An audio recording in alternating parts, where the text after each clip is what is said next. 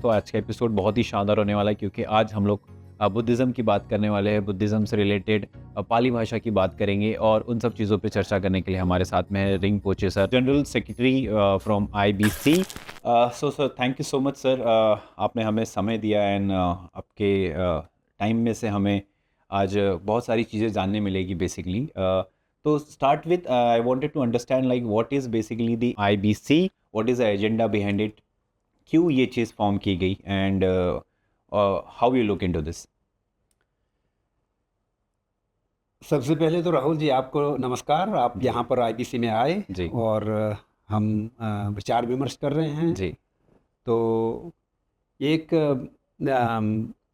अपने आप में एक इतिहास है कि तकरीबन 13-14 बरस पहले भारत सरकार के सोच में एक ऐसा विचार आया कि इंटरनेशनल बुद्धिस्ट अम्ब्रेला ऑर्गेनाइजेशन बनाना बहुत ज़रूरी है, वो भी जो भारत में स्थापित हो। ओके तो उसके आधार पर थोड़ा बहुत विचार विमर्श हुआ। फिर एक ग्लोबल बुद्धिस्ट समिट, अगर एक बहुत बड़ा कार्यक्रम किया गया। ठीक है। तो उसी कार्यक्रम के अंतर्गत ये विचार बना कि एक इंटरनेशनल बुद्धिस्ट कन्फेडरेशन बनना चाहिए। वंडरफुल। तो उसी के आधार पर इस संस्था को बनाया गया है। ओके तो इस संस्था का मेन मकसद ये है कि भारत देश का जो बौद्ध धर्म से एक पहचान था जी उसे एक नई क्या कहते हैं स्तर पर लेके आना, ओके ये एक मकसद था। हाँ हाँ क्योंकि हम इस तथ्य को झुठला नहीं सकते कि भारत जितने भी बौद्ध भगवान से जुड़े हुए, बुद्ध भगवान से जुड़े हुए जितने भी महान तीर्थ स्थान है जी वो ज़्यादातर भारत में ही उपस्थित है। एब्सोल्युटली। और एक दो है वो भारत के बाहर है, बाहर है। और ज़्यादातर भारत में ही उपस्थित है। जी और इसमें भी कोई दूसरी राय नहीं है कि अ, भगवान बुद्ध के जो उपदेश हैं उनका उत्पन्न भारत में हुआ था। हाँ तो बिल्कुल, इसमें भी कोई दूसरा दो राय नहीं कोई हो दो सकता राय है। नहीं है। जी तो भारत देश को अपने इस बहुमूल्य धरोहर को समझकर, इसकी पहचान और इसकी बहुमूल्यता को समझकर जी इसका संरक्षण करना और इसे आगे पूरे संपूर्ण जगत में किस तरह से इसका प्रचार करना है, उसमें एक अपना योगदान जी देना मुझे लगता है कि भारत के जो उस दौरान के नेता थे और उस दौरान के बुद्धिजीवी थे जी उनको ये महत्वपूर्ण लगा। तो उसके आधार पर ये संस्था बना है। तो इसका मेन मकसद यही है कि बौद्ध धर्म से जो भारत का एक पहचान जुड़ा हुआ था उसे एक नया आयाम देकर एक नई पहचान देना, जो काफ़ी हद तक विलुप्त हो चुका था। हाँ, काफ़ी ज़्यादा। बिल्कुल बिल्कुल। जी तो यही एक बहुत बड़ा मकसद है। और उसके उससे जुड़े हुए छोटे मोटे बहुत सारे क्या कहते हैं मकसद और भी कुछ कार्य वगैरह होते रहता है। Okay okay. इसमें हम लोग जब देखते हैं कि इंडिया से बुद्धिज़्म की शुरुआत हुई, एक समय ऐसा था कि काफ़ी ज़्यादा इंडिया में बुद्धिज़्म स्प्रेड था और हर कह सकते हैं कि हर राजा बुद्धिज़्म को फॉलो करता था। धीरे धीरे वो लुप्त होने लगा और आज वापस वो कहीं ना कहीं हम लोग उसे संरक्षण करने की उसकी कोशिश कर रहे हैं। तो how this IBC is connecting the world with Buddhism, like and how it is going to spread the Buddhism around the world? You see, International Buddhist Confederation has been actively engaging Buddhist world at least for past 12 to 13 years. Wonderful. Now, within these 12 to 13 years, International Buddhist Organization Confederation has organized huge events. Okay. Where we created a platform, a common platform for the global Buddhist population to discuss the matters, those are kind of, very strongly kind of pressing the modern humanity. And then, there are other issues like those are related to kind of environment, those are related to sustainable development, those are related to kind of maintaining harmony within the human society, and kind of resolving the conflicts that is kind of arising now and there, anywhere. So there are a lot of kind of pressing issues of the modern world that the Buddhist people, the followers of the Buddha, come on one single platform and try to discuss these problems and try to find out a common solution, what can be done at a commonly as a humanity, as a human being, or as a Buddhist, what can we contribute? How can we be the part of the solution? So these are the activities and these are the kind of mission that is kind of, carried forward by the International Buddhist Confederation. And I do believe very strongly that it has some kind of impact at the kind of ground level. So these are the things that are happening. It's truly amazing. When we talk about Buddha or Buddhism, then we understand like peace, harmony, humanity, and compassion. And nowadays, the youth is going on a distracted mode. Youth are like divided and like using so much of consumption of mobile phones and all those things. So they are always saying, I am in a stress and everything is there and my life is messed up and all. So how this IBC is working towards the new generation so that they can be in a better way in their life and live their life peacefully. Is something is done by IBC for the new generation? You see, so far, I think we don't have anything that is particularly targeting the younger generation in terms of like doing some very specific activities. But we did a lot of activities. Those are applicable generally for the general public, including everyone. But then from time to time, IBC also has done something like we initiated a marathon activity. We were part of organizing Bodh Gaya Marathon. I do believe very strongly that these kind of physical activities are one of those kind of linking kind of this point where we can link the youth and young people, because most of the youth and young people, they are kind of enthusiastically attracted towards the physical activities. So if we can do those kind of things, I think that will keep them connected. Unless if we just keep talking about the philosophy and these things, I think most of the youth get kind of bored and then kind of sleepy and those kind of things. So we definitely need those kind of things. And then in some of our kind of meetings and discussion, there were some issues like creation of the games where we can teach values, like video games and kind of internet-based kind of these game apps.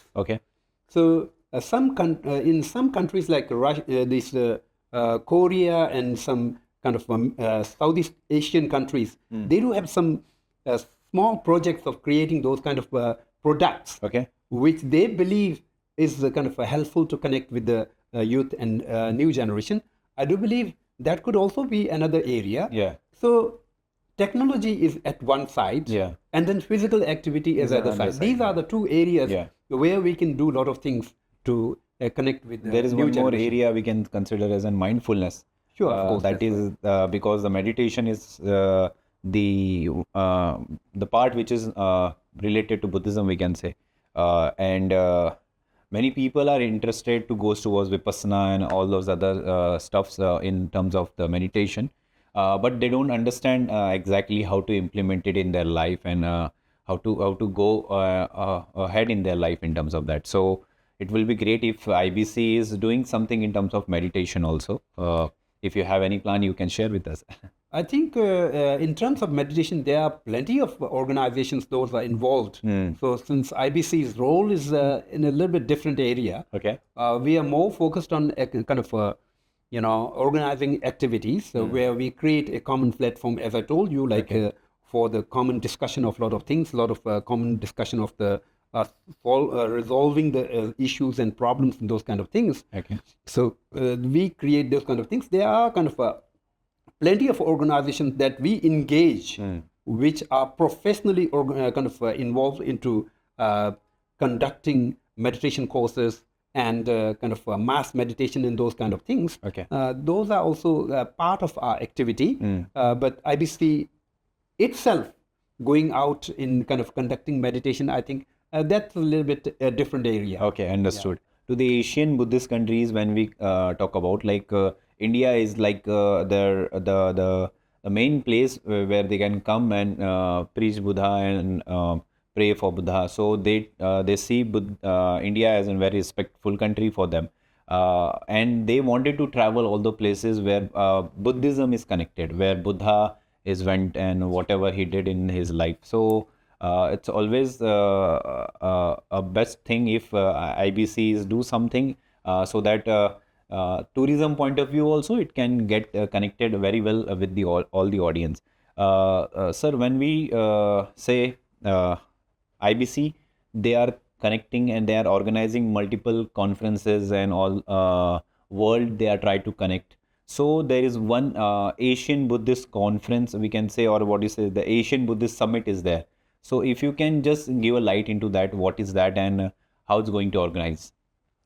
Now, this Asian Buddhist Summit is something that the IBC is creating anew. It's a freshly conceived thing. Okay.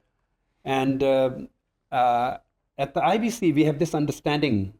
Like, of course, we talk about the global Buddhist community. Yeah. But the reality is that the kind of the huge condensation of the Buddhist population in this world is in Asia. Yeah, absolutely. So all the major and minor Buddhist countries are existing within Asia.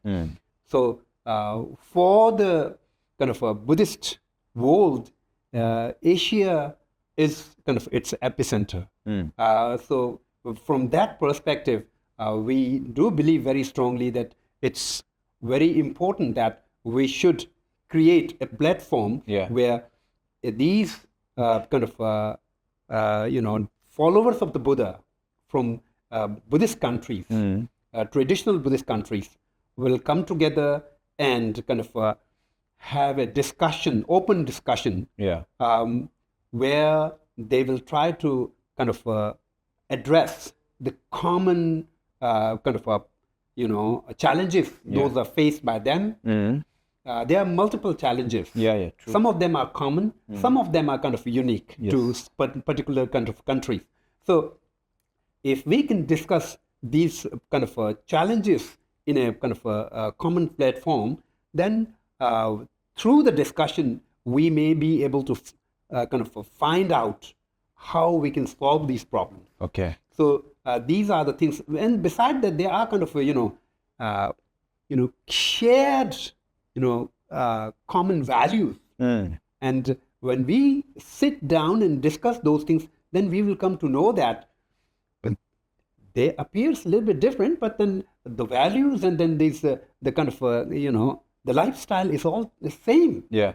So we are of course we are following the same Buddha, so it should be similar. There should be a lot of similarity, but unless we sit together, we will never come to know those things. Yeah, true. So these platforms are very important in order to create that sense of kind of commonality, that sense of equality, that sense of oneness.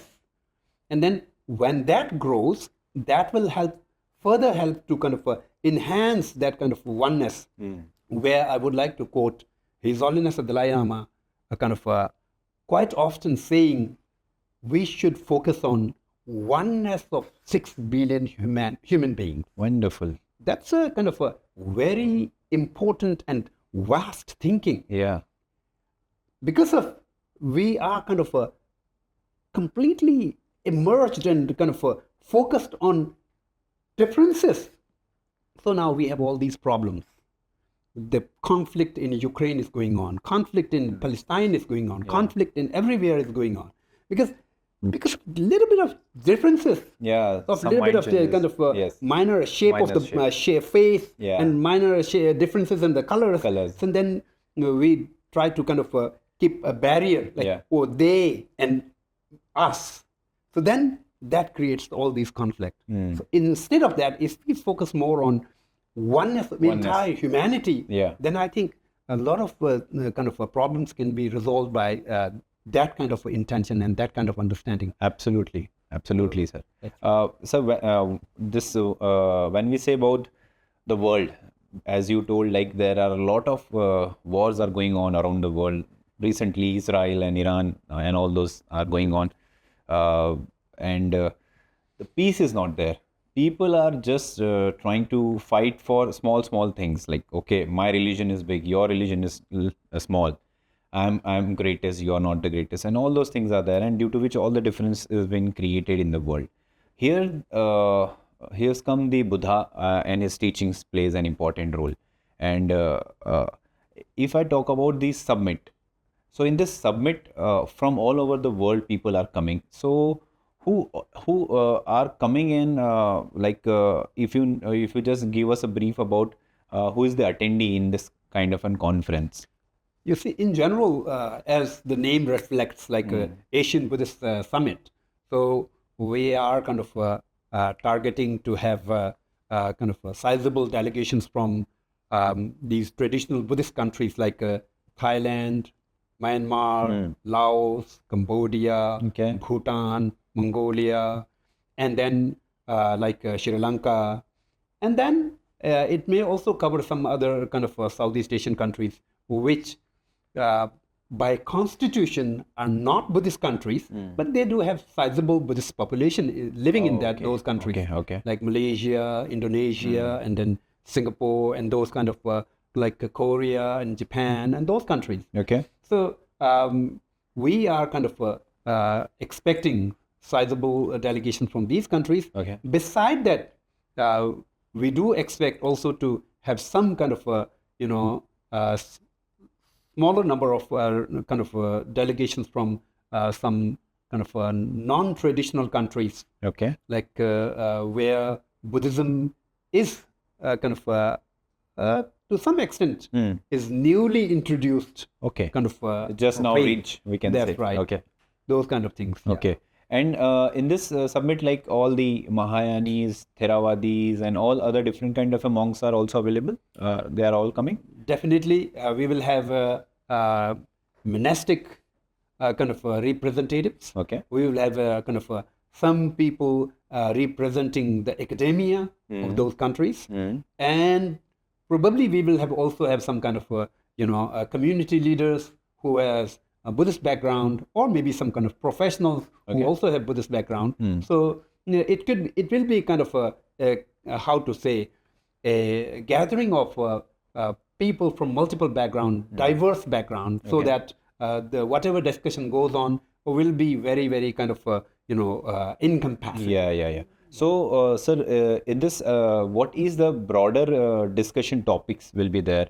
Like, what are the topics where we are going to discuss, and is it a 2 days summit site, if I'm not wrong? Yeah, we are kind of basically we are planning for 2 days summit. Okay. And as usual, as I told you earlier, we try to kind of address the clear and present dangers. Okay. That is the kind of bothering the humanity, like environmental degradation, and like the global warming, and sustainable development. Yeah. Of course, as a human being, economy and finance is backbone of the human society. Yeah, absolutely. But we cannot afford to just kind of keep consuming more and kind of just kind of focusing on material kind of abundance. We also need to kind of think about the sustainability Yeah. of our lifestyle. So these are the very important things. Those are needed to be discussed. And beside that, the degradation of the human values. There are kind of a drastic degradation of the human values in the kind of upcoming generation. Though people are getting smarter and smarter, Yes. but with people getting smarter and smarter, the values appear to be vanishing. So this is a kind of a very serious matter. I don't know, does it really happen that way in the ground or not? But when we watch Hollywood movies, we see kind of such a smart criminals. Yeah. And where does these criminals are produced? These smartness of these criminals are produced from the kind of education system. True. These are the result of outcome of the education system of the modern humanity. True. Now, we are producing such a kind of wonderful, smart guys, but those people are using their smartness to commit crimes rather than to do something, to contribute something for the good of the humanity. True. So these are the serious matters are needed to be discussed, and then needed to be discussed to the extent that we can find a solution how to tackle these things. So these are the basic topics that we are going to address. Wonderful. मैंने अपने कुछ Monks के through सुना था कि जैसे Sri Lankan, Thailand countries है, यहाँ के जो मॉन्क्स होते हैं, यहाँ के जो बुद्धिस्ट होते हैं, उनके लिए इंडिया का इतना ज़्यादा इम्पोर्टेंस है कि they not even sleep in the direction where India is there, because they know कि इस डायरेक्शन में तथागत बुद्ध का जन्म हुआ है. So that much they respect, and that much respect has been given to the monks over there, and even they treated really well over there. So वहाँ का जो culture है, that inter Buddhist dialogues can become in India, and जो भी discussions है, हमारी जो दिक्कतें हैं, वहाँ के monks की जो दिक्कतें हैं, that can be one of the target here in terms of the summit. You're targeting like the inter dialogues in between all the monks and all the Buddhist politicians also, we can say. Sure, of course. You see, India, in the Buddhist world, particularly in these kind of traditionally well-established Buddhist countries, where they do have a kind of a strong devotion and kind of a faith. Just let me take an example of Tibet. In Tibet, India is referred to as a kind of a Arya Desh. Or in the old language, or Sanskrit, they use Aryavrat. But now, in the kind of a Tibetan Buddhist perspective, Arya Desh doesn't have anything to do with the kind of this race Arya. No, nothing. This kind of genetic race of Arya or something like that. It has nothing to do with that. Arya here refers to a highly kind of realized, spiritually kind of realized person. True. So India is the country where that kind of highly realized spiritual person are produced. True. From time to time. So that is the kind of image of the India in Tibet. So so that is quite similar in many other countries. So if India is having such a great advantage of that kind of image in those people, the devotees of the Buddha, I think as a political entity, as a nation, it should cherish that and try to kind of sustain that. True. It's in the favor of India. After all, in a kind of a modern kind of how to say, political arena and political platform, you have to kind of find a way how to maintain that kind of image where you become respectful, you become kind of admirable. So that is something that India is, I think, we are trying to contribute. India is looking forward to kind of sustain it and then keep it alive. Beautiful. And when we talk about Buddhism, as Buddha's teaching is equal to all, like either it is a man or it is a woman. So how this summit is going to, like I can say, take the participation in Buddha's thought process, and does the women's or the nuns or the layman women and all are coming here for this? You see, from the beginning, IBC has been kind of quite open. Okay. And we have a very open-minded approach. Of course, we are existing in a kind of a modern setup where there is a kind of equal rights to everyone. Yes. IBC has been functioning on these kind of basic values. Okay. Of course, from the perspective of the ancient kind of Buddha's teachings, Buddha has kind of taught that woman and man are equal to attain the kind of whatever that can be achieved through the spiritual practices. True. There is no kind of how to say advantage to the man and disadvantage to women, or advantage to women or disadvantage to man. These are all equal. True. Of course, Buddhism was kind of taught 2,500 years ago.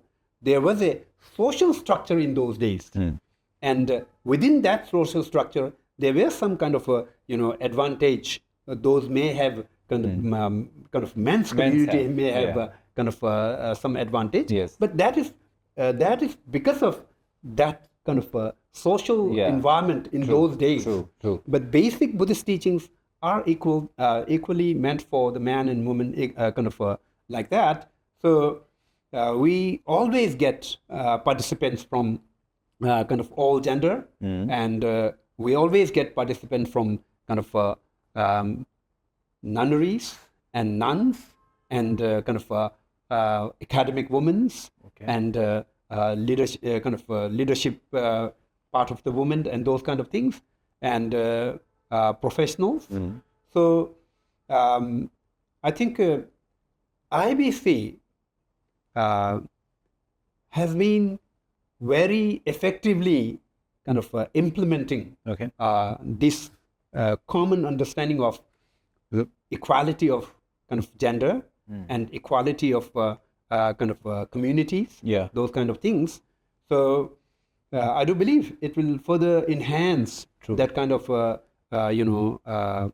practice in the society, and that kind of practice in kind of overall global level. Okay, for sure. I'm also 100% sure. Like IBC is going to impact a lot in Buddhist community in terms of organizing such kind of an summits. So, what is the impact you're looking to the Asian countries, Asian Buddhist countries, from such kind of an summits you are targeting? See, let me tell you one thing. But of course, we go through childhood and we grow up and all those things. While I was kind of in my mid-age, you see, there were kind of rare interaction between the Buddhist communities. Okay. So if there are rare interactions between the Buddhist communities, there is a very common thinking like, we are the best, rest of them are kind of lower than us. That's a very common thinking. Yes. But I think it's to some extent like it's in a human nature to some extent, you know. And also we are taught in that way. You have to be the best, and then you have to kind of excel the competition and those kind of things. Somehow, I think when we grow up, and then when we interact with the other people and the communities, we can definitely come to know this, come to realize that good things exist everywhere. And in the similar way, bad things also exist everywhere. True. It's a kind of ubiquitous. Yes. So it's all about how you kind of understand the community that is outside of your own community. And then how to find out a way to how to realize they have wonderful values that you should be learning, you should be kind of adopting. And then also, of course, you may have some kind of values that you can contribute to their improvement. Okay.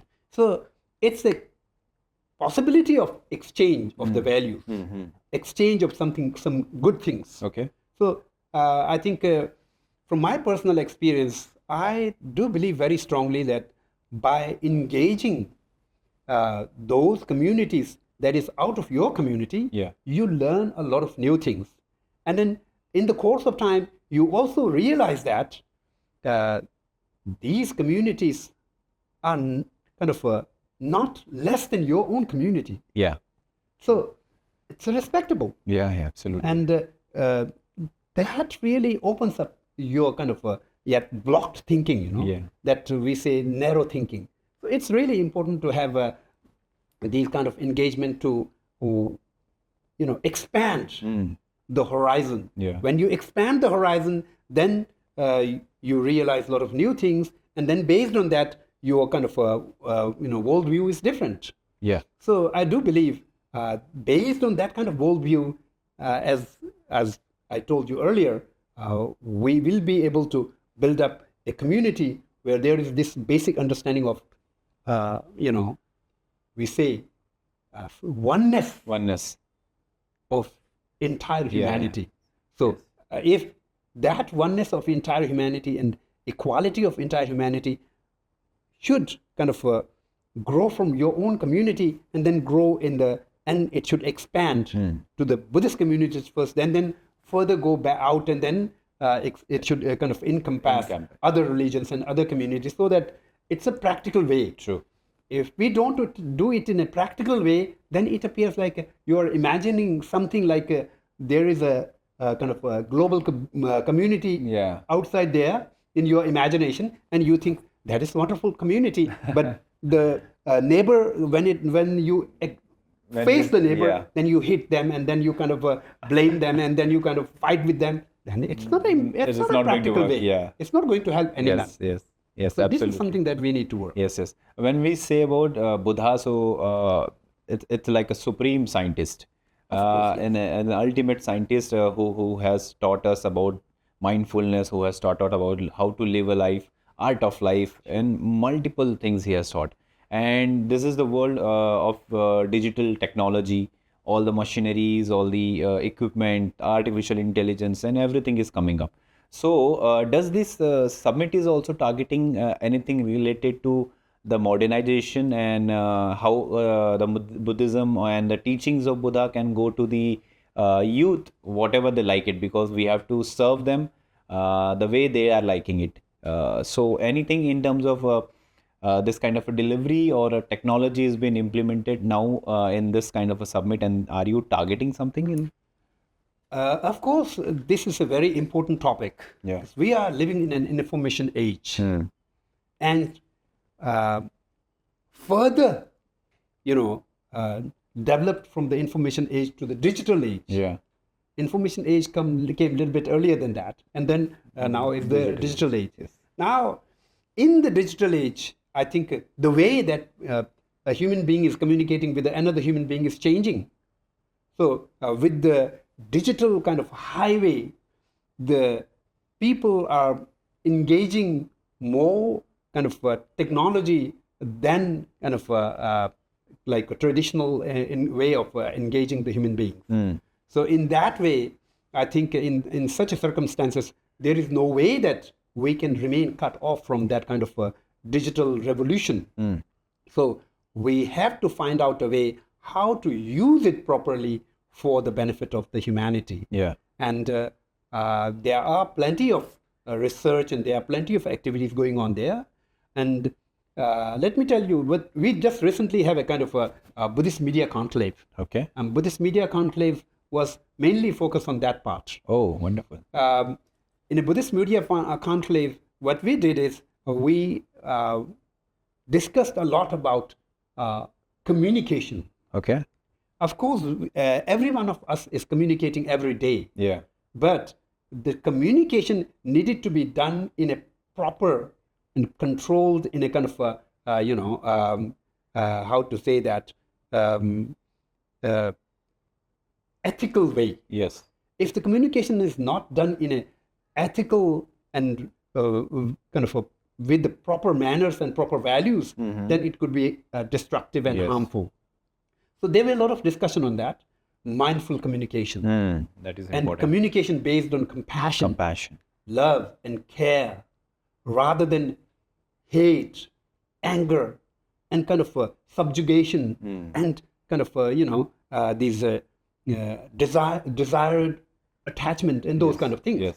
So this is also a kind of one of the topics. But from time to time, we kind of do some activities. Those are particularly focused on those kind of areas. Okay. But those kind of things about the communication also may arise in our discussion when we kind of do the Asian Buddhist Summit. Yeah. But the kind of, because communication is one of the tools that has the greatest advantage for the human being Yeah. compared to the other living beings. Absolutely. So that's the human kind of a very unique tool of the human being. And then upon that, the digital communication is a very unique tool of today's modern world. Yes. So we always have to kind of engage those things, unless there is no way that we can move forward. Yeah, absolutely. We are also herein also in this podcast, we are trying to spread the word to our digital world, and so that people can understand the journey of IBC and the mission and vision of IBC. Actually, when we talk about Buddha, there is one more good quality which we have to learn is like the love for the animals, love for the environment actually. And he walks barefoot in thousands of miles from this location to this location, and like almost 45 to 50 years he travel around India and spread the positivity, the love, the compassion. So environment is the biggest threat nowadays we have. Here we are sitting in Delhi, and we know the situation of Delhi in the winter season, what happened here. So any kind of discussions where we are targeting in this summit on the environment part, because Asian countries have very good environment. They live very well. They have good food and everything. But when we comes to India, we actually from inside we don't have that much of hygiene, we can say, or the habit of living in a better way. And so anything we can learn or anything we are targeting in terms of environment in this summit, sir? Of course, yes. You see, as I told you earlier, the sustainable development is one issue. Yeah. It's also indirectly connected to the environment, kind of a degradation and protection of the environment and ecology and so on. You see, Buddha, though he was used to live a luxurious life, Yeah. he gave up everything. Yes. And he lived a very austere life. So austerity is something that is needed to be learned from the Buddha. Another thing is, the modern economy is kind of based on consumerism. Yeah, true. That's a very kind of at the very foundational level. There is a kind of a mistaken kind of a foundation that the entire economy is kind of a build-up. Yes. So this is something that where the global kind of human community need to think about. But unfortunately, it is not good for the greed. Yeah. So entire world appear to be driven by the greed. True. As long as it remains driven by the greed, Yeah. I think they will never like to address that fundamental kind of a flaw of kind of entire economy built up on this platform of the consumerism. True. So consumerism needed to be kind of reduced. But unfortunately, there are some kind of truths. See what happens if consumers' confidence has dropped down. Yeah. Then all the countries, all the kind of these governments Government. get into panic. True. Because when the consumer's confidence goes down, they are spending less money. Yes. When they are spending less money, you are earning less tax.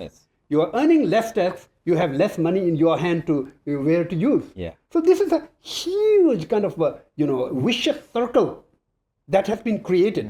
It is needed to be kind of stopped somewhere and then given a kind of a new direction. But unfortunately, there is no economist working in that field. There is no kind of government working in that field. There is no politician working in that field. That's a very kind of one of the most unfortunate thing of today's life. Yeah, absolutely. Everyone likes to talk about the kind of environmental degradation. Everyone likes to talk about the sustainable development. But when it comes to address it practically, everyone tries to kind of take back their hand. Yes. You see about what is happening about sustainable development. Those countries who were kind of committing to bring their kind of carbon foot up to the kind of to certain level within that period of kind of 10 or 20 years. Yes. Now they have extended it for kind of next 50 years. Yes. So that is the ground reality. True. Everyone is competing, driven by excessive greed. Yeah. So I think the entire humanity will eventually come to be destroyed by the greed. True. So unless human being becomes really wise and tackle that problem, the root of the kind of the destruction, and then find out a way to how to tackle it. Yeah.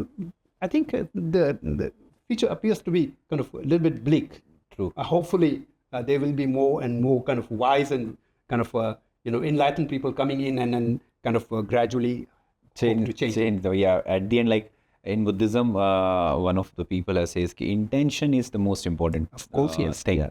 What is your intention to do something? Like if the politician has a good intention, then world can change. I guess so. There is one more thing is like when we talk about Buddha, usually people used to say, okay, one person sitting at a particular position, closing his eye, and that's it. And he's a person, we can use it for a decoration. We can use it for some good drawings, for some kind of tattoos and all those things, and that's it.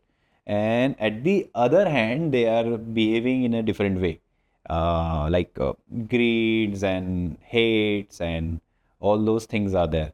So the actual Buddha, the actual message of Buddha needs to be go ki who is Buddha, what is we can learn, what are the guns we can say, what are the habits we can take it from him. So I wish the IBC will do something in terms of this and deliver the Buddha message in terms of the people can use it and basically implement it in their life, basically, sir. So there is Asian Buddhist Summit is going on. So how you can see the future of Asian Buddhist Summit, basically? I do believe very strongly that Buddhism has a great future in general, because Buddhism is looked up as one of the most kind of science-friendly kind of belief system. In that case, Buddhism has a kind of a bright future where there is a kind of no role of creator God and no role of kind of punisher God, no role of kind of how to say the reward giver God, something like that. Yes. So Buddhism teaches about the effort of the individual, effort of the human being. Effort of the individual will get him to the enlightenment. Effort of the human beings will make the world a kind of how to say that heaven. So it's all up to the effort of the human beings. So this is kind of a unique characteristics of Buddha's teachings. Yes, absolutely. Buddhist faith. Yes.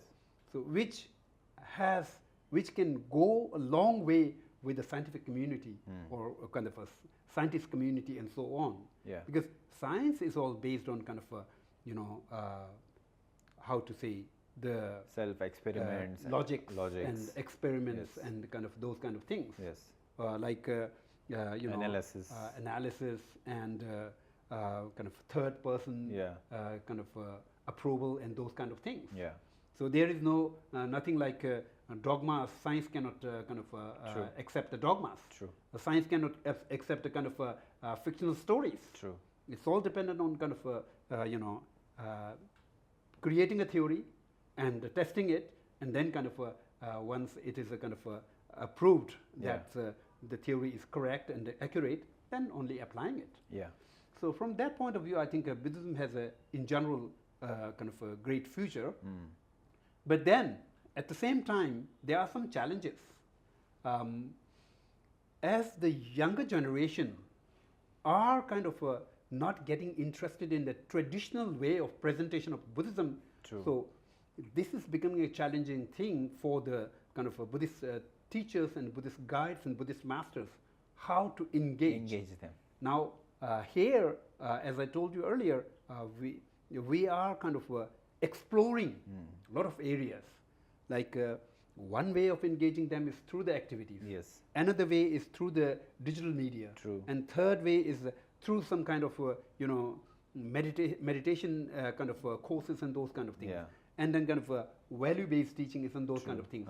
So there's a multiple areas, Yeah. and then also some kind of entertainment, like game-based entertainments where you can inculcate values in them.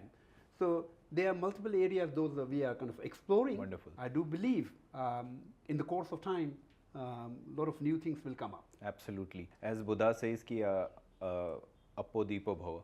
Sure, We have of course, to yeah, that's right. we have to find out, and we have to be our own light. Sure. And this is what the teaching of Buddha is there. Sir, हम लोग जब बात करते हैं Buddhism की, तो उसमें एक सबसे इम्पोर्टेंट जो लैंग्वेज की बात आती है, दैट इज़ पाली, एंड जिसका इस्तेमाल तथागत ने भी अपने टाइम पे किया है. और उस दौरान जो पहली बौद्ध संगति हुई थी, उस दौरान भी जो चीज़ें कैप्चर हुई थी, that is in Pali language. उसके बाद में सम्राट अशोक ने भी पाली में काफ़ी ज़्यादा इंस्क्रिप्शंस बनाए और पूरे इंडिया, पूरे एशिया भूखंड में उसे उन्होंने स्प्रेड किया. सो उसके अलावा जब अभी हमारे honourable prime minister Shri Narendra Modi ji ने उसे क्लासिकल लैंग्वेज का स्टेटस भी दिया, तो पाली का इम्पोर्टेंस आप अगर बता पाए हमें. देखिए राहुल जी, पहली बात तो ये है कि इसमें कोई दो राय नहीं है कि पाली बहुत ही महत्वपूर्ण भाषा है. जी. भगवान बुद्ध जी ने जो प्रवचन दिए थे उसमें पाली भाषा का प्रयोग हुआ था. ठीक है. और बाद में पाली भाषा में सूत्रों का पाठ पठन हुआ था. जी. तो आगे चलकर उसका फिर क्या कहते हैं, लिखित में भी उसे उतारा गया. जी. तो आगे जाकर पूरे क्या कहते हैं, हम कहते हैं पाली वांग्मय बन गया. हाँ. जिसे हम कहते हैं पाली कैनन. ओके. वो वांग्मय बन गया. हाँ. और वहाँ से आज के दिन में पूरे दुनिया भर में पाली साहित्य की बात करें तो इसमें विशेषकर बौद्ध साहित्य और कुछ जैन साहित्य उपलब्ध होते हैं. ओके. और मुझे नहीं लगता कि किसी दूसरे धर्म से जुड़े साहित्य उसमें उपलब्ध होते हैं. बिल्कुल. मगर देखिए, बौद्ध जो समुदाय हैं जी, उनके बीच में थोड़ा बहुत सोच समझ अलग अलग भी होती हैं. हाँ. और महायान संप्रदाय में ये सोच है कि जी, भगवान बुद्ध हाँ, जब धार्मिक उपदेश देते थे, ठीक है, वो उनके जो उपदेश सुनने वाले उनके शिष्य होते थे, उनके अनुसार, उनके सोच के अनुसार और उनके जो क्या कहते हैं चाहत के अनुसार जी, वो उसी भाषा में उपदेश देते थे. ठीक है. तो ज़्यादातर महायान के जो भी ग्रंथ हैं, जी, जो भगवान बुद्ध के द्वारा उपदेशित ग्रंथ हैं, वो सब संस्कृत भाषा में ही उपलब्ध है. करेक्ट. तो यही कहा जाता है कि संस्कृत भाषाई जितने भी उनके जो शिष्य होते थे, जिन्हें कुछ विशेष विषयों पर उनका क्या कहते हैं भगवान बुद्ध के क्या जो विचारों को सुनने का उनका एक चेष्टा होता था, जिज्ञासा होती थी, उन्हें उसी भाषा में वो सिखाते थे। ओके। और जो जितने दूसरे लोग थे जिनको या तो पाली में सुनना हो या प्राकृत में सुनना हो, तो उसी भाषा में कहा करते थे। ओके। और तिब्बत में आमतौर पर ये एक धारणा रही है कि तिब्बती भाषा में कि जो प्राचीन भारतीय भाषा है उसमें वो लोग 4 भाषा को गिनते हैं जी।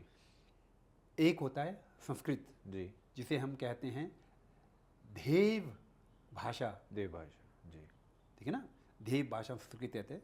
फिर उसके बाद आता है प्राकृत जी, फिर उसके बाद आता है अप्रभाष, बिल्कुल, फिर उसके बाद आता है पिशाची जी। तो अब यहाँ पर पाली का जिक्र अलग से नहीं होता है। तो आज के दिन में जब हम इसके बारे में जो भाषा के विद्वान हैं उनसे विचार विमर्श करते हैं तो ये कहावत ये निकलती है कि पाली जो है एक प्राकृत का एक अंग था।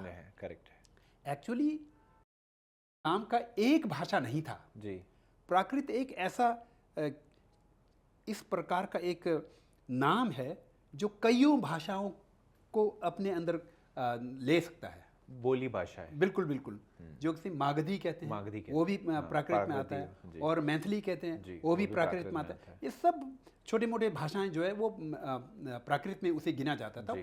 कभी कभी तो ये विद्वान लोग कहते हैं पाली प्राकृत, हाँ ऐसा भी कहते हैं। तो यही बातें हैं। तो पाली का एक जो महत्व है उसमें कोई प्रश्न उठाया नहीं जा सकता, बहुत ही महत्वपूर्ण भाषा है। और बौद्ध भगवान के जो उपदेश हैं उसका एक बहुत बड़ा अंग जो है वो पाली, सिर्फ पाली भाषा में ही उपलब्ध है। आज के दिन में प्राकृत में तो बहुत कम, वो दूसरे भाषाओं में तो बहुत कम ग्रंथ मिलते हैं। जो जिन साहित्यों का संरक्षण हुआ है वो पाली भाषा में जितना हुआ है उससे बेहतर कहीं नहीं हुआ है। बराबर। ना ही आपको संस्कृत में मिलेगा ना ही किसी दूसरे भारतीय भाषा में मिलेगा। जी जी बिल्कुल। तो ये एक सच्चाई है।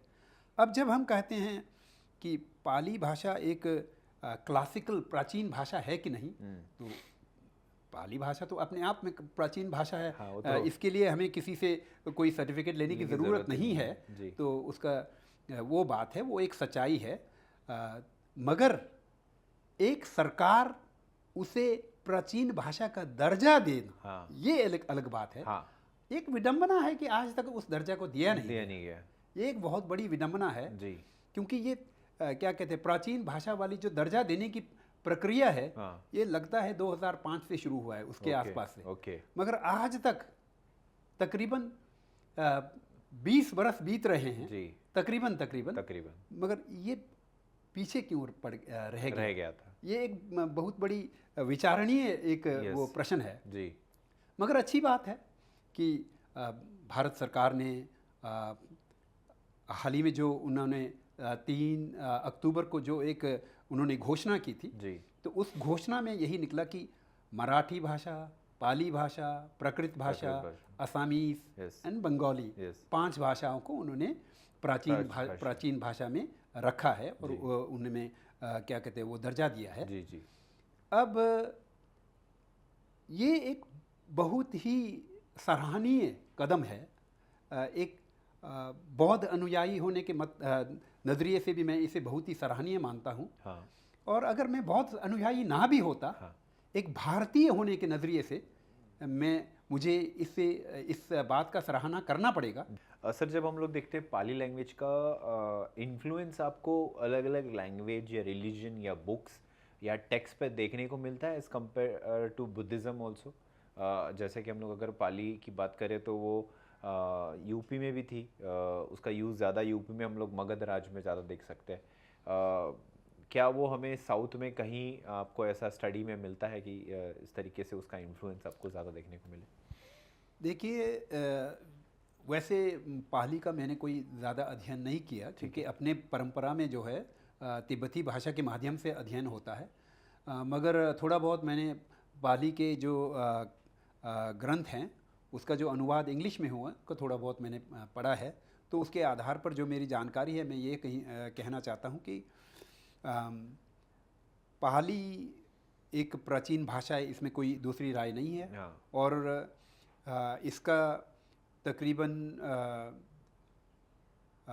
अशोक काल से इसका बहुत बड़ा प्रचार हुआ, बहुत बड़े पैमाने में प्रचार हुआ। और इस भाषा में जितने भी वाङ्मय जो उपलब्ध थे, जो कैनन थे, जो साहित्य उपलब्ध थे, उसका बहुत बड़े पैमाने में प्रचार हुआ। विशेषकर बौद्ध साहित्य, जिसे हम त्रिपिटक कहते हैं, और पाली भाषा में तो त्रिपिटक कहते हैं, तो उसका एक बहुत बड़ा प्रचार हुआ। तो भारत से सबसे पहले वो श्रीलंका गया, श्रीलंका से आगे जाकर फिर वो क्या कहते हैं, थाईलैंड, बर्मा वगैरह हर देश में फैला। तो इसमें मुझे लगता है कि अभी जो सदर्न इंडिया में है, तो कुछ वक्त तक पाली साहित्य का बहुत बड़ा प्रभाव था।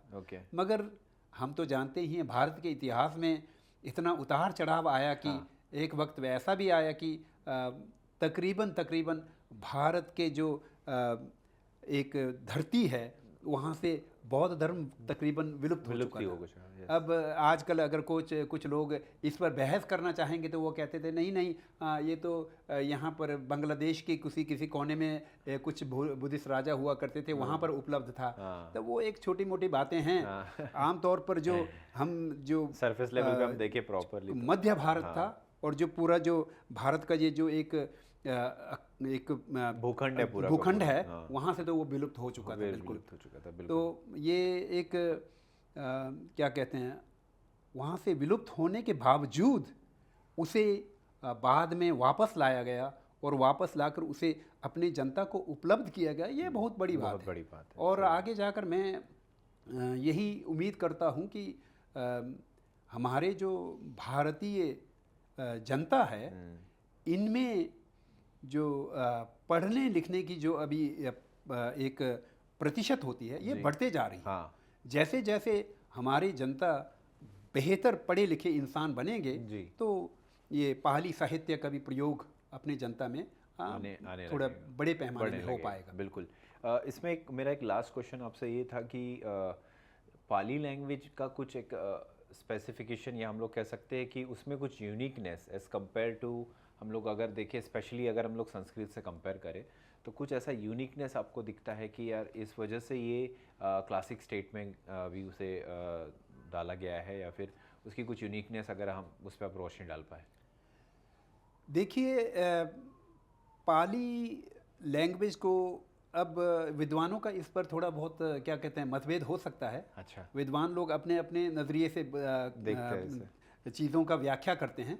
तो उस नज़रिए से कुछ विद्वान यही कहते हैं कि भगवान बुद्ध के जो विचार थे और सिद्धांत थे, उसको पाली लैंग्वेज से बेहतर कोई दूसरा लैंग्वेज उसको क्या कहते हैं, बताकर आपको समझा नहीं सकता। ठीक है, ऐसे विचार रखने वाले भी हैं।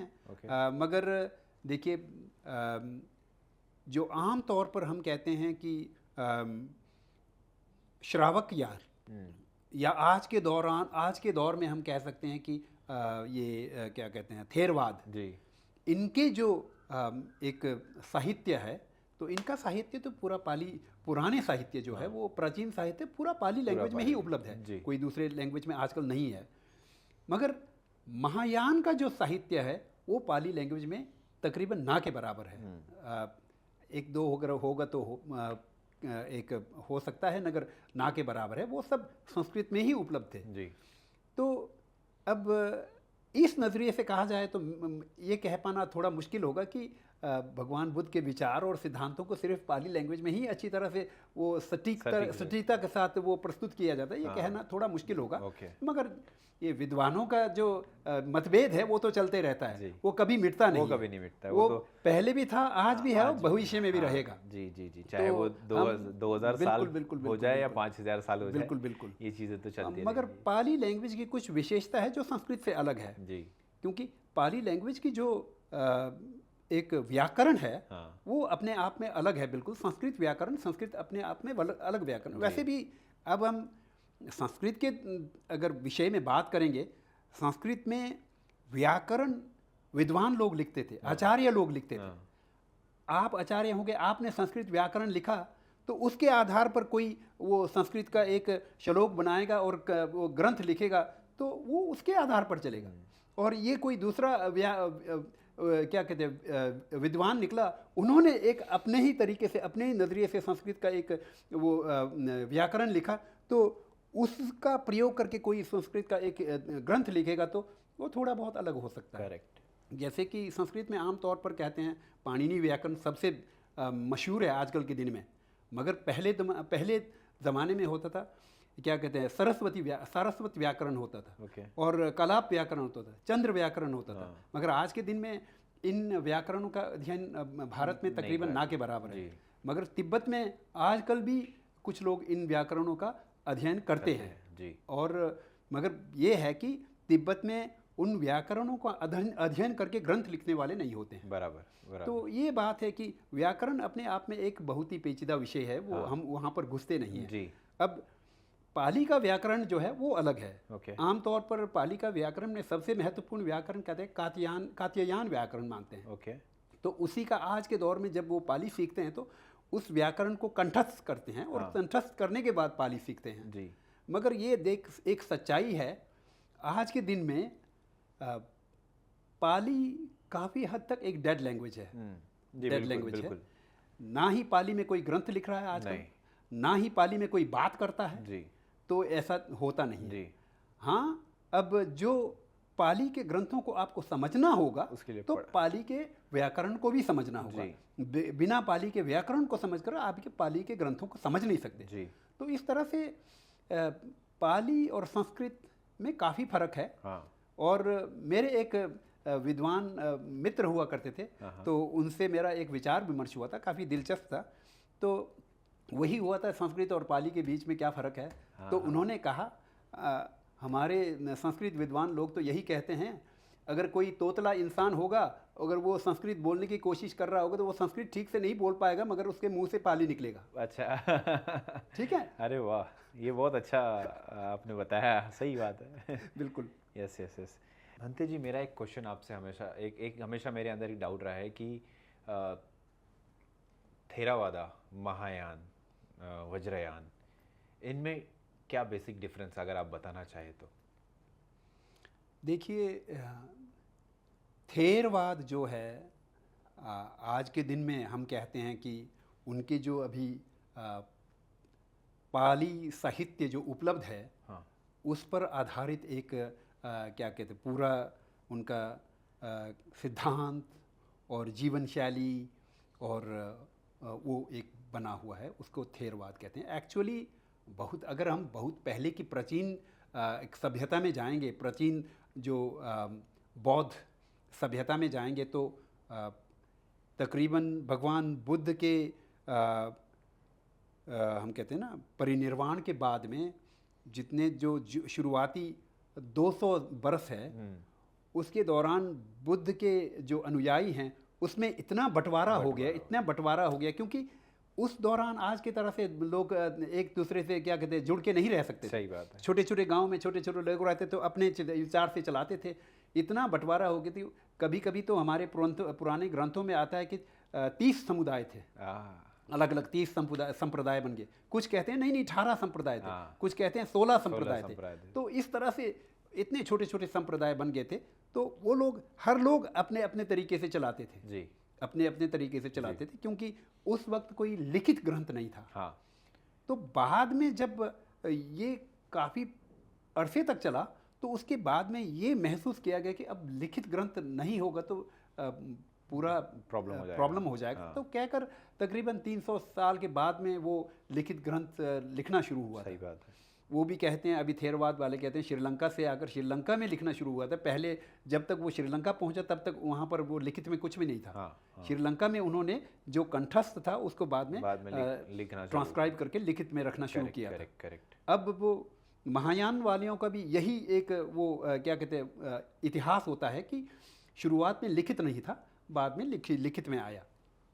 मगर देखिए, अब थेरवाद वाली ये बात है कि उनका जो अभी त्रिपिटक है, त्रिपिटक में तकरीबन 45 से 50 ग्रंथ है। 45 से 50 ग्रंथ है।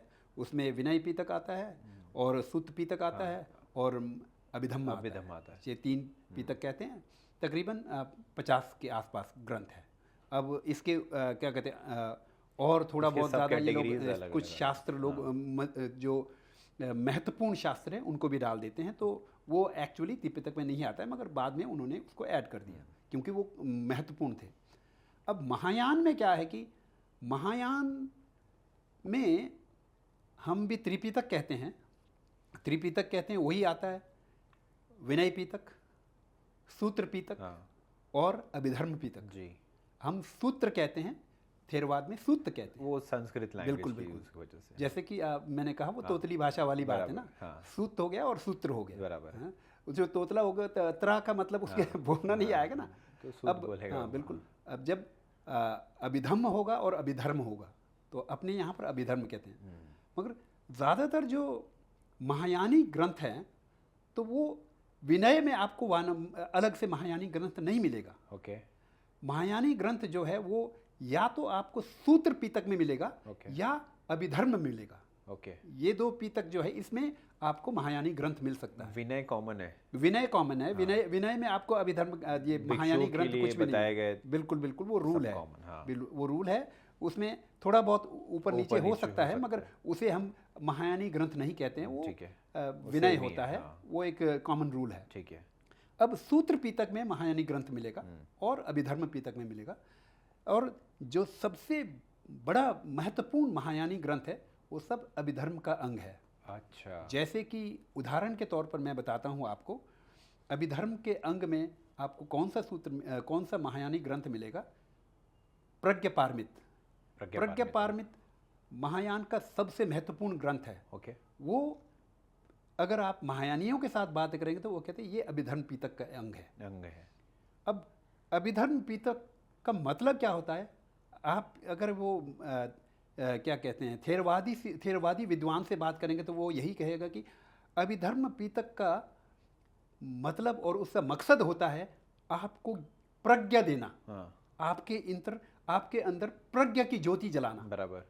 अब महायानी जो अभी प्रज्ञापारमित है, हाँ। वो भी महायान ये क्या कहते हैं प्रथा के अनुसार वो भी आपके अंदर प्रज्ञा की ज्योति जलाता है, ठीक है, ज्योति जगाता है। हाँ। और अभिधर्म जो पिटक है तो उसी का वही काम करता है, वो मकसद वही होता है, मगर वो थोड़ा अलग होता है। और महायान अभी जो प्रज्ञापारमित है वो सिर्फ संस्कृत में उपलब्ध है, वो पाली वगैरह में किसी दूसरे भाषा में उपलब्ध नहीं है। अब जब हम वज्रयान के बारे में जाते हैं तो वज्रयान जो है महायान का एक अंग है। ओके, वज्रयान महायान से अलग नहीं है, ओके। महायान का एक अंग है। तो महायानियों के अंदर कुछ एक ऐसा छोटा समुदाय था जो तंत्र विद्या का क्या कहते हैं वो अनुसरण करते थे जी। तंत्र विद्या का अपने जीवन में अनुसरण करके उसके अपने जो क्या कहते हैं मार्ग, जो बुद्धत्व के प्राप्ति के लिए जो मार्ग की ज़रूरत है उसमें तंत्र विद्या का प्रयोग होता था। ठीक है। अब तंत्र विद्या एक ऐसी विद्या है जिसके बारे में आज के दिन में लोगों के अंदर इतनी गलत फहमिली, गलत विचारधारा भर रखा है कि वो तंत्र विद्या को पूरा एक क्या कहते हैं गलत और क्या कहते हैं नुकसानदेह विद्या मानते हैं। बिल्कुल। मगर तंत्र विद्या एक्चुअली बात क्या है कि ये तंत्र विद्या जो है, अगर हम पुराने प्राचीन ग्रंथों में जाएंगे, तंत्र विद्या आपको हिंदू में भी मिलेगा, आपको बौद्धों में भी मिलेगा, आपको किसी हद तक जैनियों में भी मिलेगा, और कईयों प्रकार के जितने भी ये जो बौद्ध ये भारत के जो भूमि पर जितने भी ये धार्मिक समुदाय हैं उन सब में तंत्र विद्या मिलेगा। बराबर। अब विद्वानों का पक्ष ये भी है, एक पक्ष विद्वानों का पक्ष ये भी है कि हम कहते हैं वेद आगम, तो वेद आगम, फिर होता है ये क्या कहते हैं पुराण जी, फिर होता है क्या कहते हैं उसे तो हम कहते हैं उपनिषद। अब वेद, पुराण और उपनिषद आमतौर पर ये वैदिक धर्म से जुड़ा हुआ है। और जो आगम जो है जी, आगम में हिंदुओं का आगम भी होता है, बौद्धों का आगम भी होता है, और जैनियों का आगम भी होता है। श्रवण। बिल्कुल। अब इस आगम में तंत्र आगम भी आता है। ओके। और ये तंत्र आगम जो है, कुछ विद्वान तो ये कहते हैं कि ये वेद से भी ज़्यादा पुराना है। अब कुछ तो नहीं मानेंगे, यही तो बात है ना, मतभेद तो रहेगा ही ना, मगर कुछ विद्वानों का ये मानना है कि तंत्र आगम जो है वो सबसे पुराना जो क्या कहते हैं, एक वो विद्या को सीखने की जो कला थी वो तंत्र आगम से शुरू होता है। मगर फिर कुछ विद्वानों का वही मत होता है कि नहीं नहीं नहीं, तंत्र आगम तो बाद में आया, ये है वो है, पहले सबसे पहले तो वेद आया है। अब पुराण तो एक्चुअली बहुत बात की बात है, और क्या कहते हैं उपनिषद तो अभी बात की बात है, तो यही बातें हैं। अब मगर देखिए, तंत्र विद्या जो है वो सिर्फ लोगों को नुकसान पहुंचाने की विद्या नहीं है, उसमें बहुत सारे अच्छी विद्याएं हैं, मगर थोड़ा बहुत उसमें बुरे भी हो सकते हैं। तो देखिए, हमारे नज़रिए से तंत्र विद्या जो है एक औजार की तरह है जी। जैसे कि एक चाकू की तरह जी। एक चाकू को आप सब्जी काटने के लिए प्रयोग कर सकते हैं, उसका बहुत अच्छा प्रयोग हो सकता है, और उसको फल काट कर खाने के लिए प्रयोग हो सकता है। अगर उसका आपके अंदर सोच विचार गलत होगा तो उसको लोगों को नुकसान पहुंचे के लिए प्रयोग हो सकता है। वो सिर्फ यही नहीं है कि वो सिर्फ लोगों को नुकसान पहुंचाने के लिए ही बनाया गया है, वो नहीं है। चाकू तो चाकू होता है, चाकू तो खुद तो काम नहीं करता है, बराबर, उसका जो प्रयोग करता है उस आदमी पर निर्भर होता है जी। तो तंत्र विद्या भी ऐसी ही एक विद्या है। ओके। तो अब देखिए, यहाँ पर हम कहते हैं कि एक आम महायानी और एक वज्रयानी के बीच में फर्क क्या होता है। तो वहाँ पर देखना बहुत ज़रूरी है। एक वज्रयानी जो एक क्या कहते हैं अभ्यासक है, धर्म के अभ्यासक है, धर्म के साधक है, तो वो तंत्र विद्या में पढ़ाए गए कुछ विशेष कला का प्रयोग करते हैं। अपने जो अभ्यास है उसको ज़्यादा क्या कहते हैं ताकतवर बनाने के लिए, और ज़्यादा उसमें एक ऊर्जा भरने के लिए वो तंत्र विद्या का प्रयोग करते हैं। तो उस विद्या में क्या होता है, क्या कहते हैं, इष्ट देव का ध्यान करना, इष्ट देव का ध्यान करके उसके माध्यम से आपको पुण्य का उद्धार करना, और पुण्य को ज़्यादा क्या कहते हैं सफल बनाना, और अपने अंदर जो प्रज्ञा की ज़रूरत है उसे उत्पन्न करना, ये सब एक वे है अपने आप को बुद्धित्व की ओर लेके जाने बिल्कुल बिल्कुल एक अपने आप में एक तरह का एक तरीका है। करेक्ट। तो तिब्बती बौद्ध परंपरा के अनुसार तंत्र विद्या जो है वो बौद्ध भगवान के जो एक मार्गदर्शन है उसका अंग है। मगर वो एक गिने चुने लोग ही उसका प्रयोग करते हैं। उस रास्ते पे चलते हैं। तो पहले कहावत ये थी कि जैसे हम कहते हैं आचार्य दीपंकर श्री ज्ञान बहुत ही महत्वपूर्ण आचार्य थे जी। वो नालंदा भी गए थे, और उसके बाद वो कहते हैं विक्रमशील में तो वो प्रोफेसर थे। तो वो भी तंत्र विद्या के क्या कहते हैं वो साधक थे। उन्होंने अपने जीवन में तंत्र विद्या का साधना बहुत किया था। और पहले ज़माने में ये होता था कि भारत में वो कहते हैं अगर 1000 बौद्ध होगा उसमें से हो सकता है 100 महायानी निकले। अगर 100 महायानी निकले उसमें से हो सकता है सिर्फ 10 क्या कहते हैं वज्रयानी निकले। पहले ये विचार था, मगर आहिस्ता आहिस्ता वज्रयान का ये प्रभाव इतना बढ़ गया, तिब्बत में तो सब अपने आप को वज्रयानी कहने लगे। अब तो ये सब बदलाव आते रहता है। ओके, ठीक है। मैं बहुत बहुत धन्यवाद आपका देना चाहूँगा। आपने इतना इम्पोर्टेंट टाइम हमें दिया, साथ ही साथ इतनी वैल्यूबल इन्फॉर्मेशन हमें मिली है, और समिट के बारे में, एशियन समिट के बारे में, IBC के बारे में, और कुछ बुद्धिज़्म के टॉपिक्स पे भी। ऐसा लगता है कि बात चलती ही जाए, क्योंकि बुद्धिज़्म के टॉपिक्स इतने इम्पॉर्टेंट है, और आपका डिलीवरी स्टाइल और आपका बताने का तरीका बहुत ही शानदार है। तो मैं चाहूँगा कि आगे भी आपसे और शब्दों पे चर्चा कर पाऊँ। आपने हमें समय दिया, उसके लिए बहुत बहुत thank you so much sir. Rahul ji, बहुत अच्छा लगा जी।